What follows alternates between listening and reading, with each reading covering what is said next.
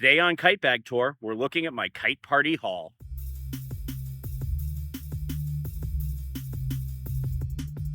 Welcome back to Skyrider Limited, everybody. Today on the Kite Bag Tour, we are checking out the 5 kites that came home with me from Kite Party. So Kite Party 20 at the start of March has been and gone, and it was incredible. One of the best events I've ever been to. I can't say enough about Dave Shankman and the Kite Connection, who host, about the city of Huntington Beach for letting us take over a chunk of the beach right at the pier. And of course, everybody for coming out and hanging out and the time we had. So these 5 kites. 2 of the kites I knew I was getting. One I ordered, brand new for me. One was offered up, and I'll tell the whole story of that when we get to it.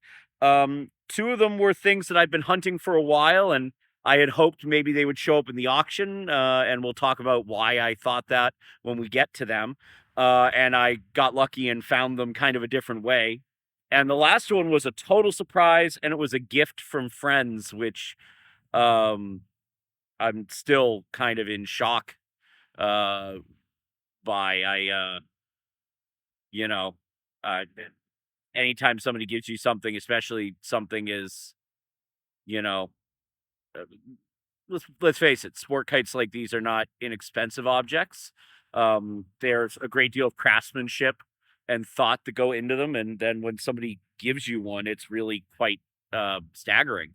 And especially to come from 2 people who I really am very lucky to count as friends, and have spent, quite a bit of time with, and talking with, learning from, and sharing the things that I've learned over the last few years with them for sure. So, without any more preamble, let's dive right in and check out the first kite.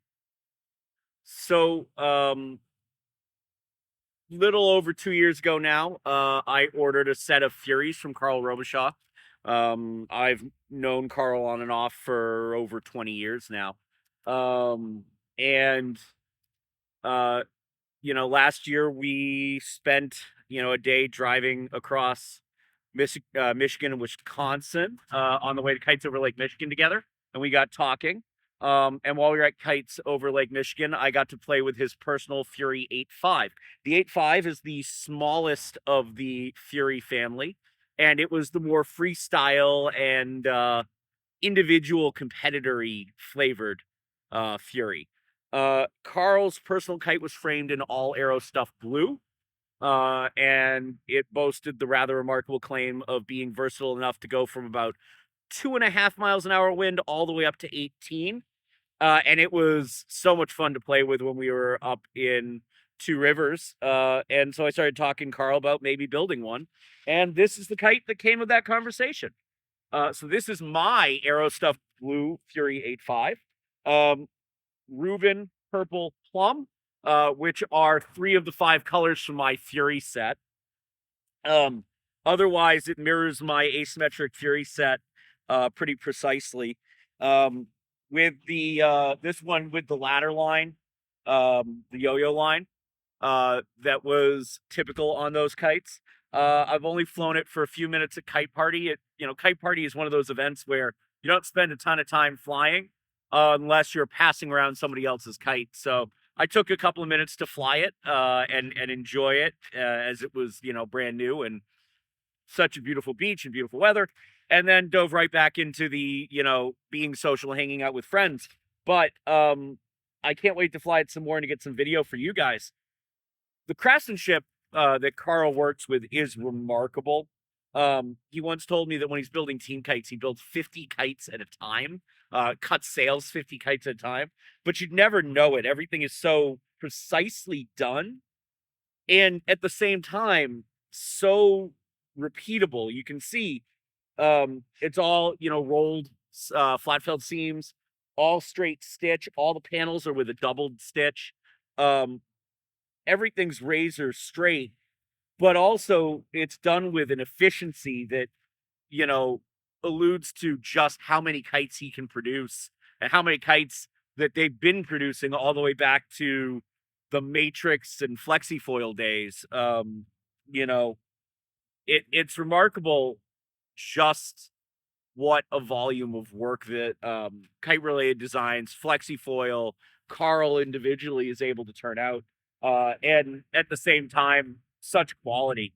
I'm absolutely in love with it. The colors are stunning together.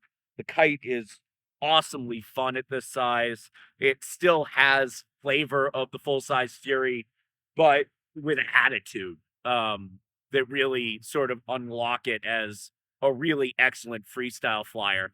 And video soon. So Fury 8.5, new addition for the freestyle side of things.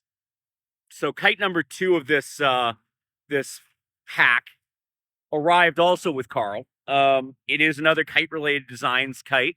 It is technically a second, though what makes it a second is actually one of my favorite things about it. Chris Goff designed the Element in the ballpark window, I think, of the middle 2000s. And the kite sort of had its heyday like 2007 to 10, near as I can tell. The Element was more radical, more trick enabled than the Furies. But still ballet capable. Chris competed on it pretty regularly through stack competition. It's an interesting mix, a hybrid frame of Aerostuff Blue spreaders and Sky Shark, with a fairly shallow tunnel, short standoffs by modern considerations, and what a fun flippy little throwing star. There aren't too many of them around to begin with, and so as a result, seconds are even rarer. And Carl doesn't give them out lightly. So when he offered me the chance to buy one, I was pretty staggered. And I have to say, this is one of the like top things I have collected and acquired over the years. It's just such a special kite. So meet my Element. Devin from Canvas and I both got the opportunity. Devin got a blue one. This one is in red, and I think this is Ruben, but it might be Berry. In such a little hit and against the red, I'm honestly not quite sure which color it is. And the thing that makes this one a second, you can see the screen printed Element logo here. Well, you can also see it here on the backside. This panel was printed on the wrong side for use on the front side of a sail, and was sewn in before anybody noticed. But at the same time, I kind of love it. That the logos on both sides of the kite is sort of cool to me. What an incredibly fun and flippy little throwing star of a kite, too. Again, you can see how shallow that tunnel is for a kite of its size. 4 standoffs gives it a good tunnel width, but the standoffs are half the length of a lot of, contemporary kites. And even like the Fury 8.5, which is about the same size as this, has near double the tunnel depth. And just a very different behavior on its back. But it doesn't seem to lack for anything. I'm sure I will find, a gap in its skill set, but I haven't found it yet. And it certainly stretches across my skill set as well as I could hope for. The one other thing this kite doesn't have, presumably they never got put in because it was a second, is a position for the yo-yo stops, which I'm going to have to track down the dimension. And unfortunately, and it kills me to do it, but I'll have to poke a hole in the kite at some point on each side to give it some yo-yo stops and just sort of complete its skill set. It really is kind of special to have one of these because, like I said, I know there aren't that many out there, and I know how closely guarded what's left of them is. And so thank you to Chris and to Carl for making this one happen. It's a fun project, too. The way it works with Carl, if he offers you a second, is he'll bring you the sail, and he'll send you and the bridle, and he'll send you the plans, and you get to sort of build the frame up yourself, so you have a little skin in the game on these. So, it was cool. I built a frame, put it in a bag, and carried it out to Kite Party with me. Carl handed over the sail, and I framed it up and flew it right there on the beach at Kite Party. So, yeah, I can't wait to get video of this one for you guys, too. I'm quite certain that I will not do it justice. And if you want to see this thing in the hands of its, its designer and a real, master flyer on this kite, Chris has some great videos on his YouTube channel. You should definitely check out. But that's it for the kite related designs kites. We're going to dive into the next batch, which were also some bucket list items for me. All right, story time. Dave Shankman of the Kite Connection, in the early 2000s, was the U.S. distributor for Benson Kites. Dave, Dave's been at this so long, he has, stuff in storage units that he honestly has said that he forgot he had. And so we all knew that the Kite Party 20 auction was going to be special and a little bit of Dave cleaning out his closet. And it really didn't disappoint. There were all sorts of interesting things, like a 1-of-1 Phantom Elite SUL, which was the grand mystery prize. We had to bid on it without knowing what was in the bag. We just knew it was a Benson. There was an airbow. There was Signature Series Deep Space #1 was in the auction. All sorts of stuff like that. What was not in the auction, which was a little disappointing for me, were three kites I've been searching for some time. If you've watched the channel for a while, you know that I have a thing for old Bensons, and I've been trying to assemble, a relatively complete collection of the original Benson catalog kites. And the three kites in particular that I've been looking for are a box of tricks, a matchbox, and a fusion. I had told Dave that, and he told me that I was going to be disappointed with the auction, but wait till Sunday and come by and see him at the sound tent. He'd have something for me to look into. And when I arrived Sunday, he shows me a box of new old stock Bensons and tells me to rifle through and see what's there. Two of my three missing dream kites were there, and I am proud to say that we are down to one missing Benson in the collection of the black and white graphic belly kites, the reflex, which you saw recently in another video, the fusion, which I'm going to show you next, and one of the two Holy Grail kites, one of them still missing. That one's the matchbox, but I present to you a Benson box of tricks. This is an actual Benson label box tricks, so it's later production. Which also means it's in Icarus. The original kites were in, ripstop, nylon, not Icarus. This is in grape, which I absolutely loved, and I loved the little detail of the purple embroidery on the Benson B tag. Otherwise, as they were always produced in the Structal with trade winds fittings, clip-on standoffs, right down to the original style trick line. This kite is still completely brand new and unflown. I got it at Kite Party. I have not had a chance to fly it yet. I can't wait to get it in the air. It's going to be so cool to finally get to fly one of these. I've never flown one. And I've always had a thing for them. It was in catalogs when I was little. The graphic has always been so striking to me. And the grape is so close to that Kerrigan purple that was one of the sort of catalog colors. It was that and the hot pink that I always remember for this kite. So that's the box of tricks. And again, as always with Tim's work too, and I'm going to bring this nice and close so you can see, just the measuring tape for everyone else's work and craftsmanship. The stitching is just so beautifully precise. That Mylar back panel, just so nicely done. Nobody builds a kite like Tim. He's on any list of kite builders, pretty much always going to be #1 in sport kites. I can't imagine a world where he's not. But somebody may come along and improve upon his work. Anything is possible. All right. I have another kite to show you. So sit tight. I'm going to go grab that. It's sitting just over there. Honestly, didn't think this one would be as hard as it was to find.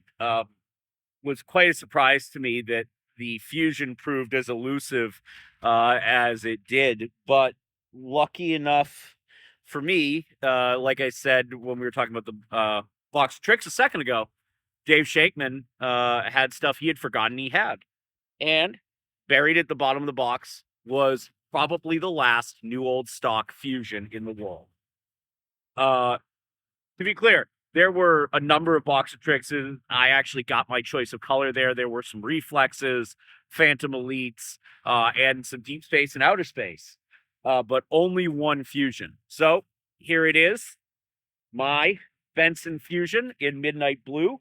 Again, a later Benson construction, so that means Icarus instead of ripstop nylon, but in structal, and again, with all the classic fit and finishing that you expect from Tim, and to be correct on the kite. I did get to fly this one at Kite Party, and it did not disappoint. Another kite that, meeting your heroes is not nearly a problem at all. It was, in fact, it was a joy. I was so thrilled to put it in the air. It was so fun. Big and playful, easy to rotate. Really good kite. And again, why shows why Tim's stuff is so storied. And all his collaborators through the body of work they put together is just remarkable. Such a nicely crafted kite too, with the fit and finish that we expect from Tim, like the other kite we just saw.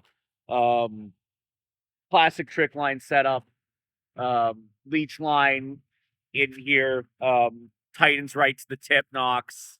One of the things I love about these kites and about Tim's kites in this era are these bungeed tip nocks that are almost completely recessed into the sail, to make them even less likely to foul, even if you took the trick line off.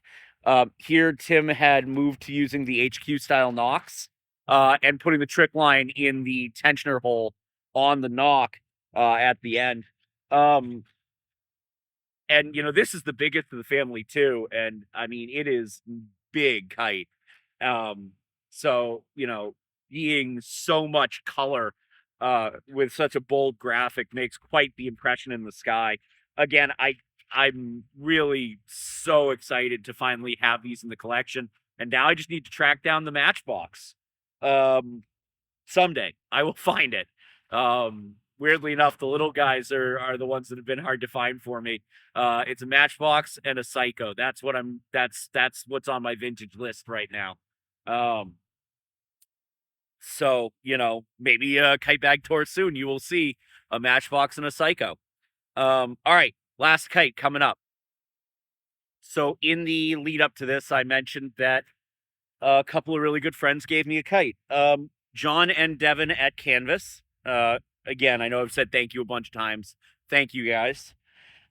Gave me a kite. I've done a bunch of testing with them and some other stuff along the way, some videos, and they gave me a kite to say thank you, and I was pretty floored by it, honestly. So the kite, reason we're really here is the kite, right?